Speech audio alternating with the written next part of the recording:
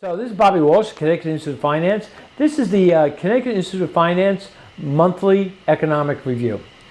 During this review, we're really going to try to go over certain things that are out there that might be confusing people, that they're hearing a lot of noise about and a little news. And I hope to give you a little color on it and what my opinions are, to give you a little guidance, or at the very least a little knowledge, so you could make up your own opinion, but at the same time know where I'm coming from and what I feel is actually happening. All right. So this is Bobby Walsh, Connecticut Institute of Finance. I hope you enjoy the rest of the podcast. What we're going to be trying to do is, because we live, as that Chinese curse says, in interesting times, I'm going to try to give a little bit of a market update on a monthly basis. We're going to try to film this on the first Friday of the month. I kind of just want to go over what's going on, where the market is, and also to kind of explain and try to get past some of the noise that's out there and explain to you what my opinion is on certain economic events that are happening that could really affect your portfolios and also possibly the economy. So as far as where we are this year, everybody's been following this, it's been a bit volatile. You know, we're living to a certain extent tweet by tweet to decide what the actual market's going to do. It wasn't too long ago, it was on a Friday about 2 weeks ago, that Mr. Trump decided that he announced he was going to put a 50% tariff on Europe because they weren't negotiating in good faith, and the market, sold off. And then on Monday he said, yeah, it's fine, we're not going to put the tariff on, and the market came right back. We're going to see a little volatility like this until these tariffs are determined what they are. But I'd like to talk a little bit where the market is right now and where we are. So as of May 31st, I just took some notes here. Year to date, the Dow Industrial Average was up 0.9%. The S&P was up actually 1.8, and the NASDAQ was down 0.3. Now, from the highs, right, that we had in February, at one point, right, the actual market was, obviously came back in May, but basically from the old highs that we had back in February, the market at one point was down close to 20%. All right, but we've rallied back and we came back dramatically, and the market seems to be recovering and we're getting through this stuff. A lot of this noise is about tariffs, okay? The economy itself is doing very, very well. Unemployment is around 4.2%. We consider full employment between 4.25% and 5.25%. So unemployment is fine. Inflation, is down to about 2.25%. Earnings coming out from company are doing relatively well. Productivity seems to be up. So in all things, this is like a nice Goldilocks economy. We're doing pretty well. But obviously, with the political repercussions of what's happening because of tariffs, all right, it makes it very, very hard to plan. So what I'd like to do is spend a little bit of time explaining what a tariff is, how tariffs actually work, okay, and what they should be used for and what they probably shouldn't be used for. So the first thing I want to talk about, you have to understand that a tariff, for all practicality, is a tax on us. If we put a 10% tariff on anything, it is not the foreign countries that pay the tariff, it's us. Now, foreign countries, in part to be competitive and maybe so that they still can sell stuff, maybe they actually reduce the price on their side, so maybe that eats part of the tariff they're going to pay. Maybe the company who's buying in the United States will reduce their price a little bit, okay? But then that's going to affect their margins and the stock market and how much they make, all right? So there can be, it's not maybe possibly a direct tax on you, but it will increase prices going across the board. That's pretty factual.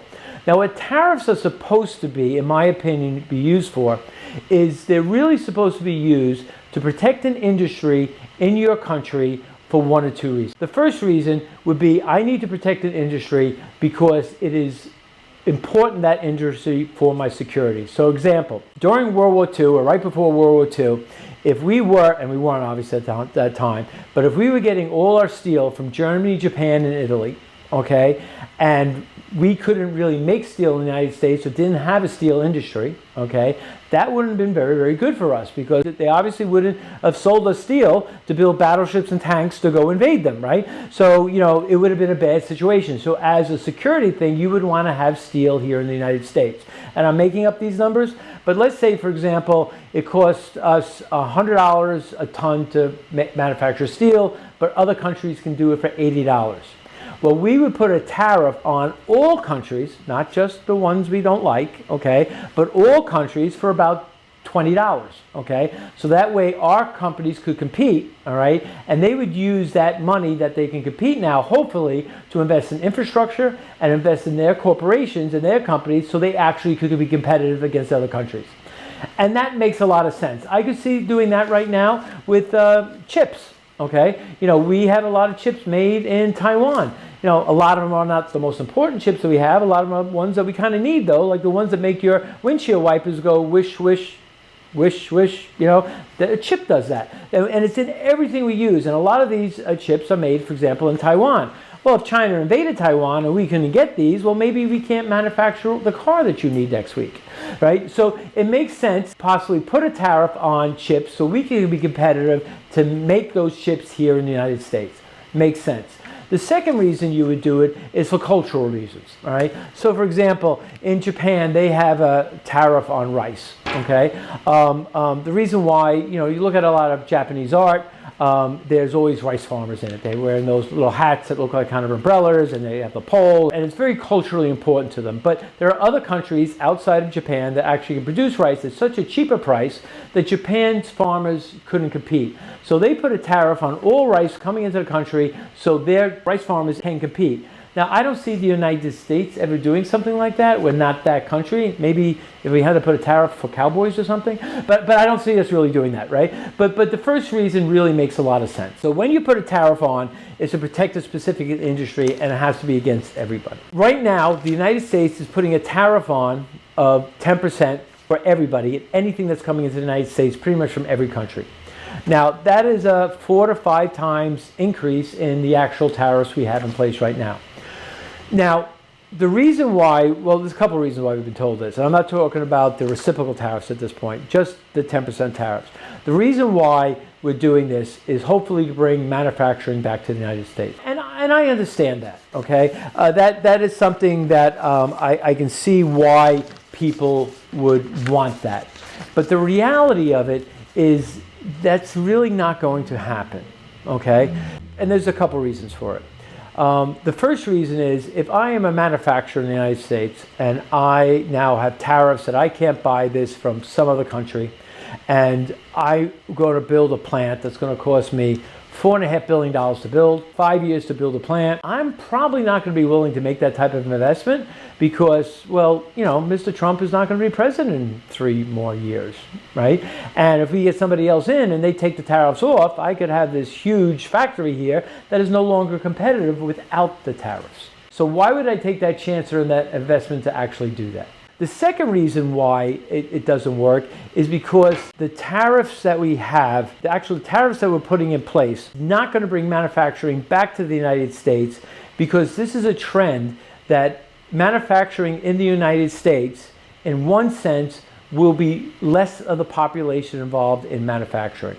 So to give you an example, right now we produce and manufacture, corrected for inflation, okay, 6 times more than we did in the 50s.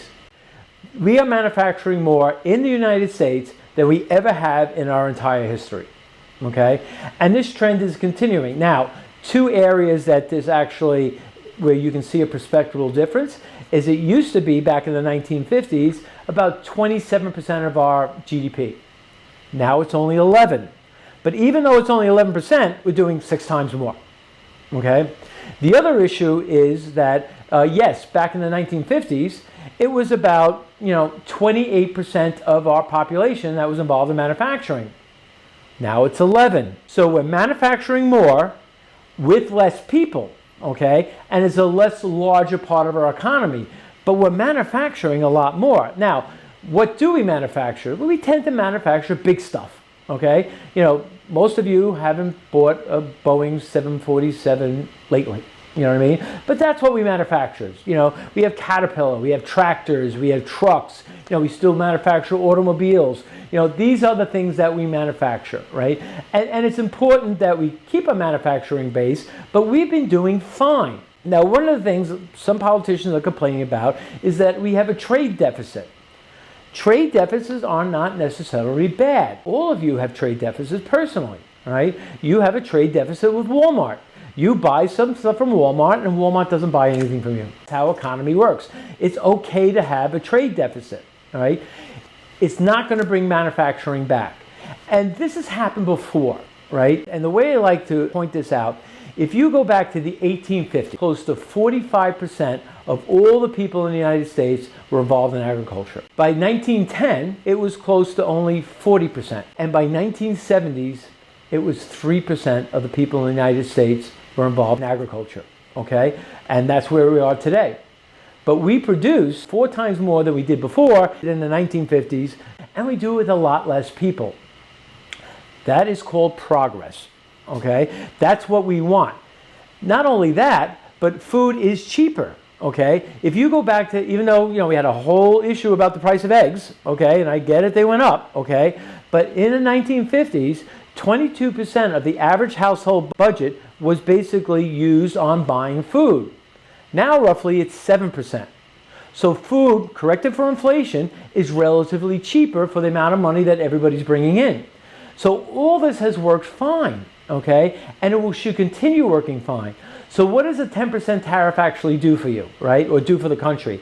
It will raise money, but is it a tax on you? Perfect example, go to Big Y, you're going to pay a 10% tariff on coffee and bananas, okay? It's going to cost you 10% more basically because, guess what, ladies and gentlemen? We don't really grow a lot of coffee and bananas in the United States. A little bit in Hawaii, but not enough to make a significant difference. So the idea behind this is tariffs are being used incorrectly. As far as the tariffs that the president is calling reciprocal tariffs, now we're using it for not economic purposes so much. We're using it as a bludgeon to get what we want. Because yes, there are certain countries out there that unfairly work against the United States importing a certain amount of goods into their country. All right. Some of it is in agriculture. Europe does this to a certain extent. They don't like the fact that some of our grains or possibly our cattle aren't, as we'll say, natural. I don't know if that's unfair or if it's really what they believe. I don't know if these tariffs will actually fix that. But I'm saying right now that it probably isn't going to work the way you would expect it to work. It might help the deficit. Unfortunately, it's also going to raise inflation. Now, this is an interesting thing. When we measure inflation, like I keep telling everybody when they come into the office, inflation is down. And they say, oh, no, it's not. My food bill is still up as high as it was. Electricity is higher. And it's like, okay, the rate of inflation does not mean that prices are going to go down. That would be actually deflation. It just means that it's not going up as much. So when we had a 9% inflation rate close to 2.5 years ago, okay, that means the prices were going up 9% every year. That's what they were worried about.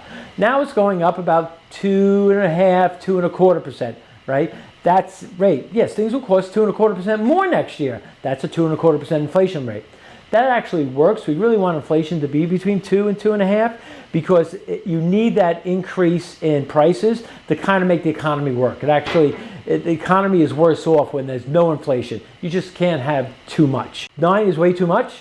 2.5 is fine. So we expect inflation to pop up though because of these tariffs, because we haven't really seen it yet in end of May and beginning of June where we are right now, because a lot of companies pre-ordered stuff and kind of filled their shelf. They ran in front of the tariffs to get stuff in before the tariffs would actually hit. The tariffs that are coming in now are just starting to hit. They're going to pay, but you're going to see prices be raised in stores. Now that's going to cause the inflation rate for that quarter to probably bounce. So if we're running at 2.5, we'll say, it could bounce probably with 10% tariffs. I could say comfortably between maybe 4 and 5%. That means for that quarter, we might have a 7.5% inflation rate. Now, the following quarter, we'll probably be back down to 2.5.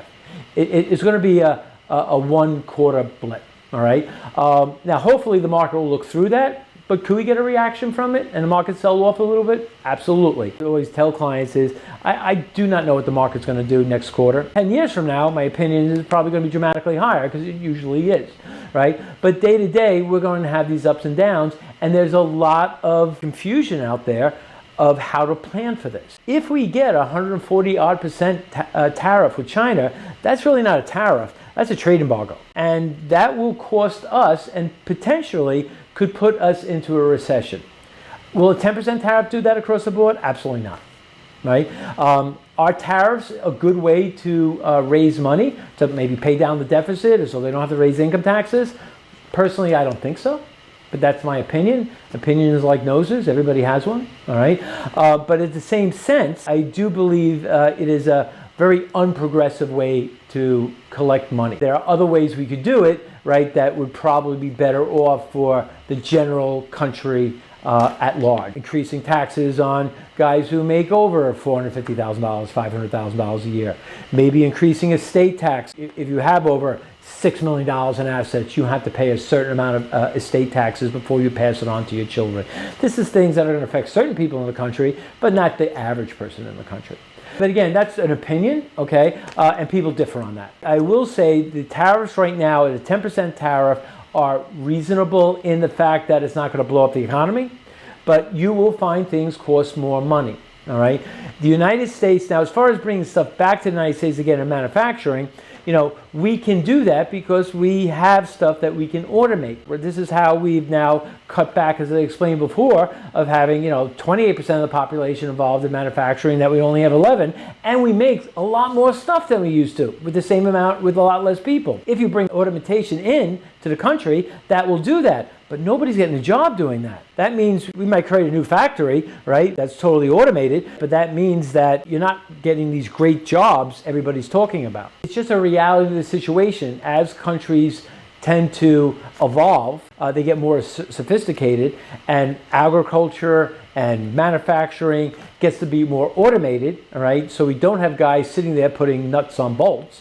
Machines are doing that, and we have people running machines, but we need a lot less people to do that. So that's what tariffs are, okay?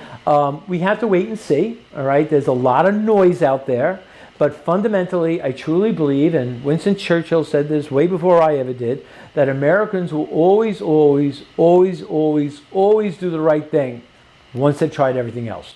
Now, unfortunately, we've tried tariffs before, and the last time we had tariffs where they were like these reciprocal tariffs, like almost a trade war type thing, it was in the 30s. And it was the real reason why that 1929 crash turned into the Great Depression. It stopped trade, economies collapsed, and it wasn't a good time. Do I believe that's going to happen this time? No. Okay? But we have to be aware that what's going on out there, that tariffs themselves is a tax, and it basically is a tax on us.